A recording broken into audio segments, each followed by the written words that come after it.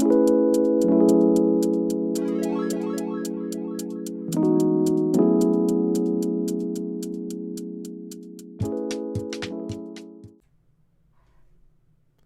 guys, my name is Quest. Welcome back to the Scry Guys channel, and we are here to talk about some of these Modern Horizons 2 card, the impact on the format itself. But let's get started in. Let's talk about the Vote creatures. I think these are going to have a huge impact on the format itself. Like, majority of these are like really good and situational as well, but I think the best one is like Grief. The black, blue one, and the white one so far. The green one is definitely situational, but we haven't got the red one yet, which we will see in the future. But like, you could definitely abuse these because I have played a Flicker deck, which is Soul Hoarder, back last year. Oh no, 2 years ago, before the whole thing. But I was saying, I think these will definitely be played in those type of decks. Like, you want to flicker it out. Like, I could see like Death Attacks playing like Ephemerate, because Ephemerate's a really powerful card because you just pitch a black card or like a white card, and then you Ephemerate it, so you get 2 triggered on top of that. You probably do with the black one, so you just take 2 cards from your opponent's hand. If they go down 6, they're down to 4 cards, like, which is definitely like a powerful ability to do. And you have a 3/2 on the battlefield, or a 3/3, 3/4. Any of them, I think they're going to be really great. But yeah, these cards are they're just really good. Like, I'm very surprised how they are. Like, it's the black one, just the chef's kiss right there. But let's talk about the next group, which is Squirrels. I believe Squirrels will be a thing in Modern because they all cost 3 or less, and Collected Company is a 3 or less. Pick 2 3 or less creatures. Like, it's, oh my goodness, Squirrels will be definitely a thing because you got Scurry Oak, which is how to evolve on it, and then whenever it gets evolved, create a 1/1 squirrel token, and then you have a Squirrel Lord, Squirrel Mob, which is get +1/+1 for each other squirrel you control. And then you got the legendary creature itself, was if you create another token, it creates double. So I think this is definitely a value pack here. Like, it's definitely a good package. Like, you're definitely getting into damage, and like, it's so good. And like, they all have different abilities as well, but I feel like this will be a deck in the future, probably be black, green, Squirrels, with definitely other cards too. Definitely don't want to forget a couple of the key cards. Yeah, I really do think this will be a deck. I would love to brew around it, but yeah, let's move on to the next chunk of cards that we have here, which is Control. We got a good chunk of control cards here. We got Upheaval, Rashana Dockhand, Solitary Confinement, and Counterspell. Counterspell will definitely be added into the list. Rashana Dockhand will definitely be added, hopefully, to that list. And like, the fact that you don't have to tap another land to get that ability, it's just a creature. You're just tapping one. Like, Rashana Port is very powerful in Legacy, like the building and all that, right?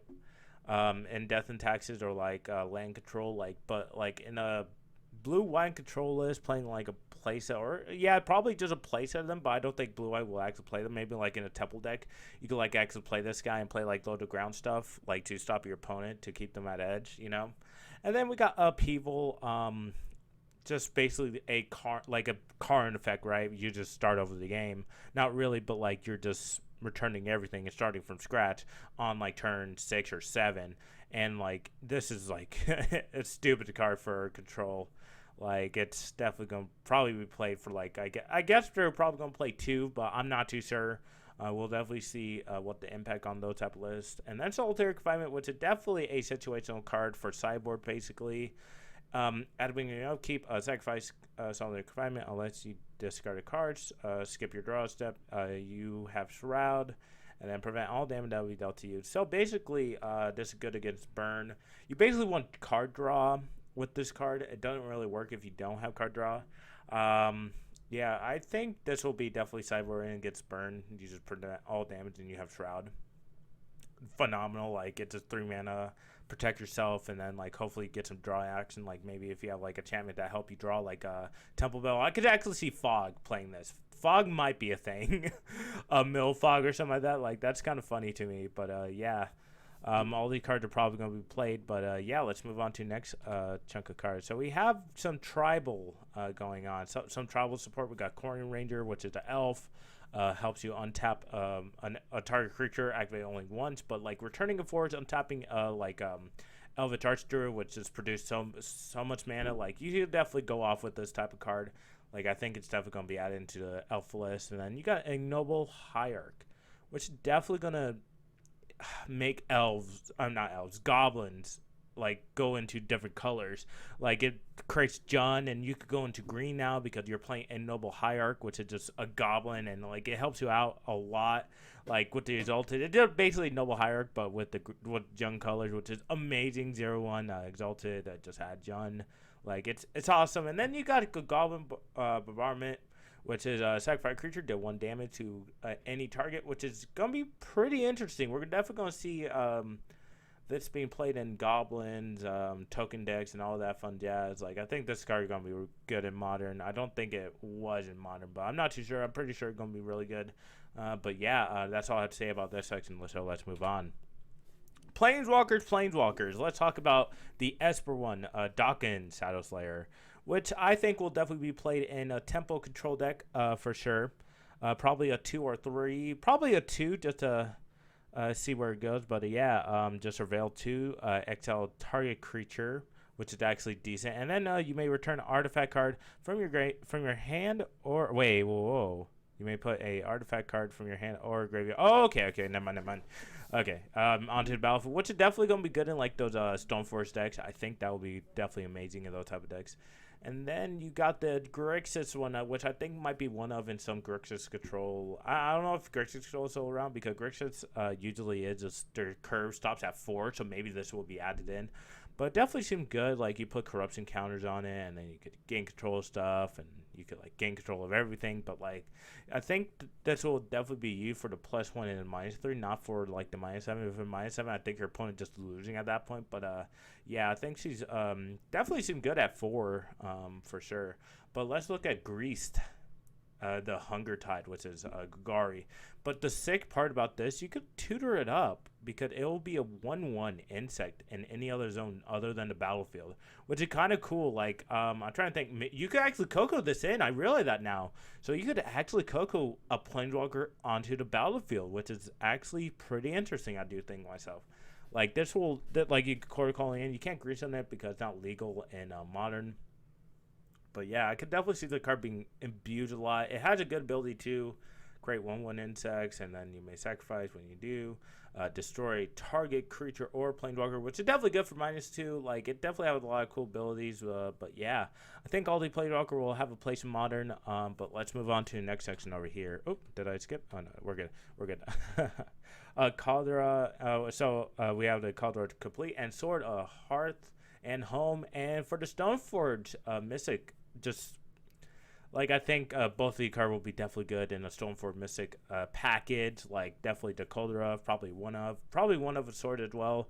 Like they both flicker. Like it flickering effects help like you target Stoneforge and get another land or get another equipment into your hand, and then you search for land, which is definitely a value package there. Or you just have a big 5/5 with a bunch of abilities on it, which is indestructible haste. Like you're definitely getting value once you get this in for 2. Like, for 2 mana, it's just ridiculous with Stoneforge. But, yeah, I don't think this will actually be banned because of it. But who knows? But let's move on to the Cyborg packages that are adding up. We got Voidmere, Ascendian Charma, and Flame Blitz. So 2 cards are for Tron, which is Voidmere, which is whenever a player casts a spell, if no color mana was spent to cast it, counter that spell. Seems good, but I believe Tron will definitely tap into different colors because of this mono green Tron. But this will definitely stop Eldrazi Tron for sure. I really dislike that deck, but Obsidian Ma, this spell costs 1 less to cast for each land your opponent controlled that could produce a waste and flying, and then when it entered battlefield, destroy target non-basic land an opponent controls. Which I could definitely see into like mono red maybe.